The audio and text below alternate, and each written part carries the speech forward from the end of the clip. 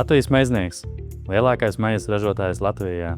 Bet labā ziņas, ka ne tikai Latvijā, bet jau visā Baltijā. Daugavpils rūpnīca ir kļuvusi kā lielākā maizes rūpnīca visā Baltijā. Populārākie mūsu produkti, kas ir pagājušā gada numur 1 Latvijā, ir Rīgas klaips, rudzu maize un kefīra maize, lielmaize. Mēs esam 12 gadus pēc kārtas top darba devējs Latgales reģionā un 8 gadus kā lielākais nodokļu maksātājs Latgales reģionā.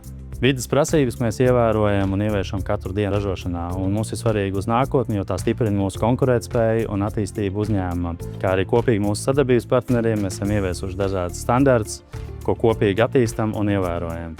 Liela mēroga pārtikas ražošana un atbildība pret vidi var iet roku rokā. Daugavpilī izveidotais saules paneļu parks ir viens no lielākajiem Latgalē.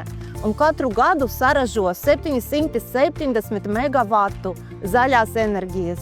Ekonovaizeri, kas ir siltuma atgūšanas iekartas, ļauj atkārtoti izmantot maizes cepšanas laikā radušo siltumu enerģiju, ūdens un telpu apsildi. Tādējādi samazinot enerģijas patēriņu un ražošanas ekoloģisko nospiedumu aptuveni par 20%.